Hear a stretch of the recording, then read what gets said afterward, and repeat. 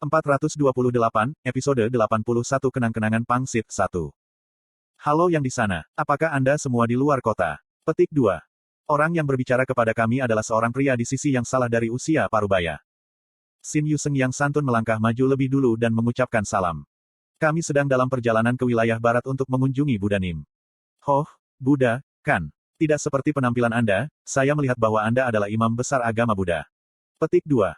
Yi Gil Hyeong melihat bagaimana pria parubaya itu terkesan oleh wahyu dan mulai berdiri tegak dengan tangan di belakang punggungnya sambil berkata, ahem.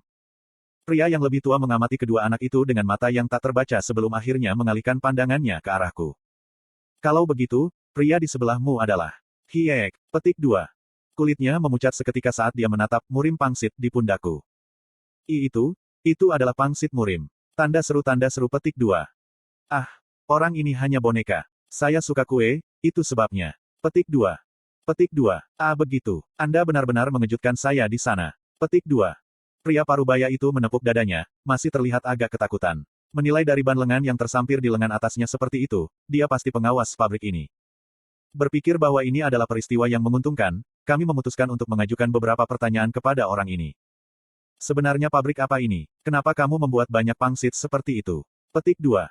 Petik 2. Mungkinkah kamu datang ke sini tanpa tahu apa-apa? Pria parubaya itu mengamati kami dengan ekspresi bermasalah di wajahnya, sebelum melanjutkan ketika desahan panjang keluar dari bibirnya.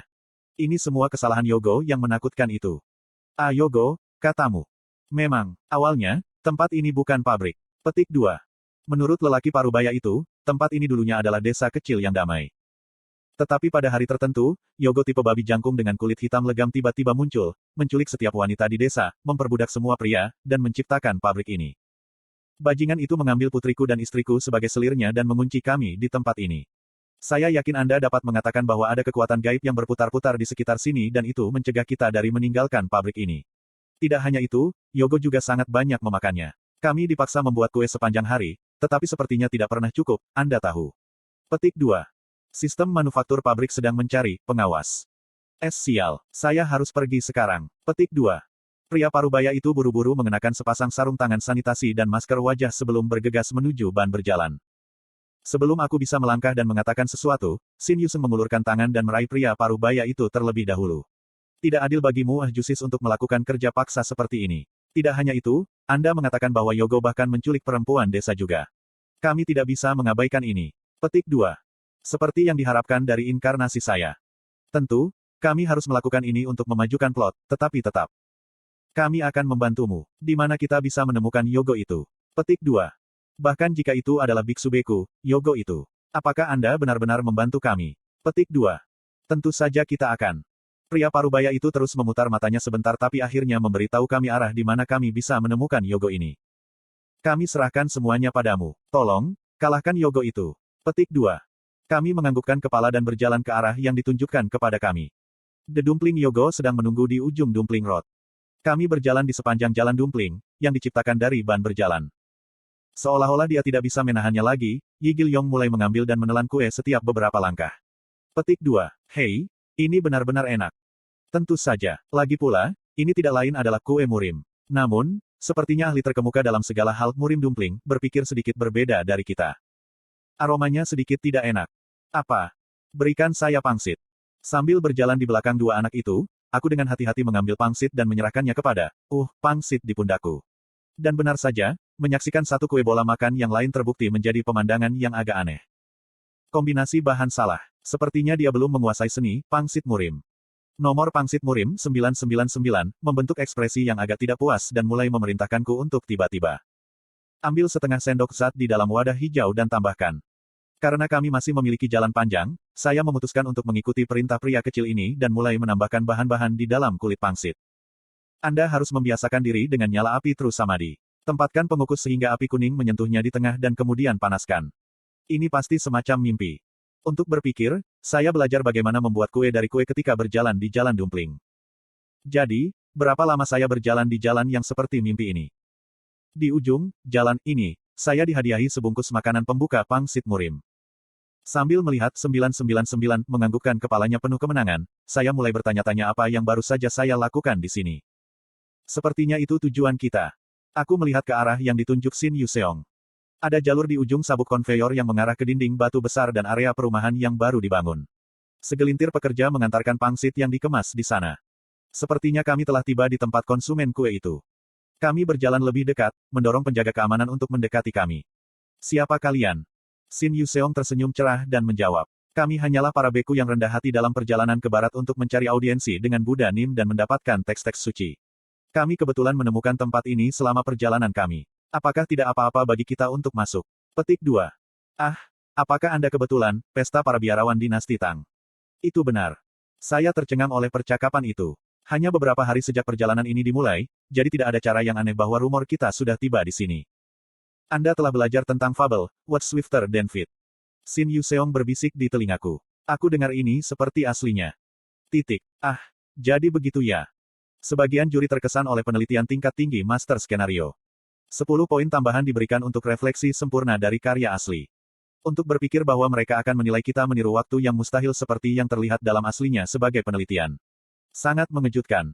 Penjaga gerbang berbicara, maaf, tapi desa kami tidak mengizinkan masuk ke orang luar. Saya minta maaf Anda harus berjalan sejauh ini untuk sampai ke sini, tapi saya mohon Anda untuk mengubah petik 2.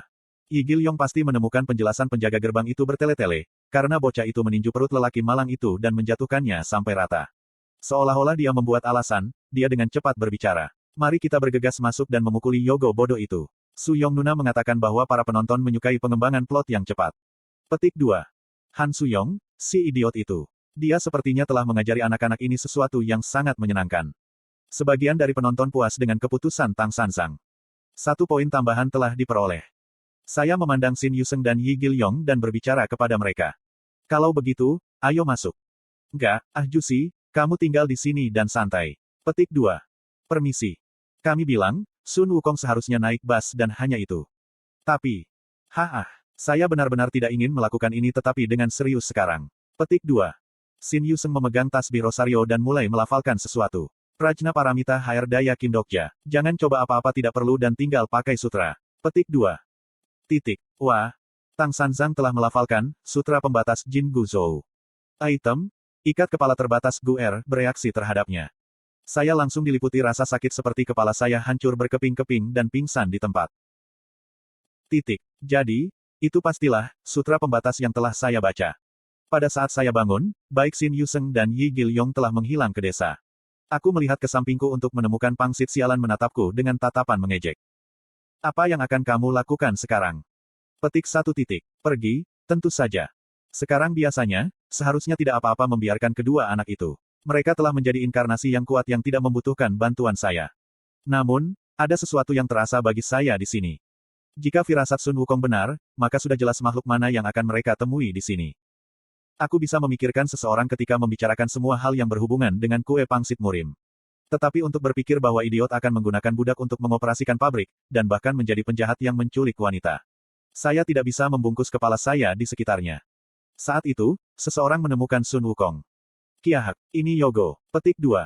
Aku menoleh untuk menemukan beberapa wanita berdiri di sana. Wanita yang melihat penampilan Sun Wukong sangat terkejut. Mereka menunjuk ke telingaku yang mirip kera yang mengintip dari rambut emas dan mulai mundur. Tapi kemudian, mereka melihat pangsit di pundakku dan menjadi agak cerewet tiba-tiba. Dia pasti suka pangsit murim. Petik 2. Apakah itu berarti dia seorang Yogo yang baik? Saya tidak yakin bagaimana para wanita ini sampai pada kesimpulan yang terdengar tidak masuk akal itu, tetapi saya pikir, bagaimana dengan hal-hal yang berkembang seperti ini, saya mungkin juga sedikit mengeksploitasi situasi. Kebetulan, apakah kamu penduduk desa yang diculik? Pertanyaan saya menyebabkan para wanita saling menatap, jelas bingung tentang sesuatu. Petik 2 titik. Menculik. Tapi kami belum pernah diculik. Petik 2. Tapi, aku dengar bahwa Yogo yang seperti babi betina berwarna hitam pekat telah menculik kalian semua. Seekor babi. Tidak mungkin. Apakah Anda mungkin berbicara tentang Zubaji Nim? Petik 2. Titik. Zubaji, Nim. Tentu, kulit baji Nim kita agak coklat, tapi tidak sampai menyebutnya hitam pekat. Tapi, dia memang mirip babi dalam beberapa aspek, bukan? Seperti, bisepnya yang tebal, atau pahanya yang kuat dan kuat. Tapi, itu tidak sama dengan menjadi babi. Petik 2. Pasti ada sesuatu yang salah arah di sini. Dengan waktu yang sangat tepat, keributan besar terjadi di tengah-tengah desa sehingga saya dengan cepat berlari ke sana. Cukup jelas siapa di balik gangguan itu. Berhenti di sana. Suara anak laki-laki terdengar keras. Aku menerobos dinding perempuan sampai aku berhadapan muka dengan alun-alun besar desa, sampah besar di tengahnya, dan dua anak yang berdiri di depannya. Tidak perlu menyebutkan bahwa mereka adalah Yi Gil-yong dan Xin Yuseng, tentu saja. Bocah itu melangkah maju seperti seorang jenderal anak-anak dan berteriak. Kamu adalah Yogo yang menculik banyak wanita di desa dan membangun pabrik kue untuk memuaskan minat dan keinginanmu yang egois, bukan? Sebagian dari penonton menyanyikan pujian dari kelayakan Tang Sanzang. Hakim, penerus Sakyamuni, telah menambahkan 5 poin tambahan. Benar, dia benar-benar menggemaskan. Tidak masalah siapa yang ada di dalam sampah itu, tidak mungkin ada orang yang bisa melawan anak ini setelah mendengar. Tidak, tunggu dulu, jika itu bajingan, ya, dia mungkin benar-benar. Dan seperti halnya jarum jam, tingkat luar biasa status berubah menjadi hiruk-pikuk dari dalam sampah yang saat ini tercakup dalam layar. Turunkan sampahnya. Nada suara yang terdengar berat keluar dari dalam operator. Tampaknya berisi kekuatan mengejutkan ini untuk mengubah suasana atmosfer di sekitarnya hanya dengan satu kata. Saya menelan air liur saya dan berjalan ke arah anak-anak. Petik 2. Kami sudah bilang padamu untuk tetap kembali karena itu mungkin berbahaya. Meninggalkan aku di belakang seperti itu sebenarnya bahkan lebih berbahaya. Segera, layar sampah perlahan-lahan naik, dan Yogo yang bermasalah akhirnya muncul. Sun Wukong tahu siapa itu. Kanopi Marsekal Tian Peng Yuan Suai, Zubaji. Rahang Xin Yuseng ternganga. Itu, Pixie. Sun Wukong berpikir ada sesuatu yang salah di sini. Karena, apa yang dia lihat bukanlah Zubaji yang dia ingat. Sejenak di sana, saya merasa bahwa keseimbangan keindahan dunia ini telah miring ke satu sisi. Sorakan yang tidak masuk akal meletus di sekitar kita berikutnya. Oh, Zubaji Nim yang terhormat. Petik 2. Yang pasti, memanggil wajah seperti itu, Yogo, sepertinya tidak terlalu aneh. Karena, tak terbayangkan bahwa manusia normal akan diberkati dengan penampilan seperti itu. Alis yang tampaknya ditarik oleh satu sapuan kuas dari artis ternama, hidung dan dagu yang dibentuk dengan sudut sempurna yang menentang upaya untuk mengukurnya hanya melalui perangkat manusia, sepasang mata yang dalam tampaknya diukir dari permata indah yang mengandung semua kemalangan yang ditemukan di dunia ini. Jika seseorang melihat fitur-fitur itu dan tidak segera tertarik olehnya, maka pasti ada sesuatu yang salah dengan orang itu. Dan benar saja, penduduk desa, terlepas dari jenis kelamin atau usia, menuangkan pujian mereka terhadap Zubaji ini. Zubaji Nim, Hore. Pencipta pangsit murim, Hore. Yang disebut, Pixie, setengah dari rompinya yang berwarna hitam tanpa kancing dan mengenakan celana jeans hitam, turun dari tandu. Akhirnya, hari kami memutuskan pemenang telah tiba. Kamu bajingan jelaga. Petik 2. Yi Gil-yong dengan penuh kemenangan berteriak seolah-olah dia mengharapkan ini. Dia mulai mengayunkan tinjunya yang kecil seolah-olah dia sedang bermain, Jui Bulnori, dan berlari menuju Zubaji. Tentu saja, tidak mungkin hal seperti itu akan berhasil. Biarkan aku pergi, kamu babi. Zubaji dengan mudah menjemput bocah itu dengan tengkuknya, melirik Xin Yuseng sebentar, dan berjalan ke tempat kami berada. Petik 2. Kamu bajingan pasti Sun Wukong. Sirip.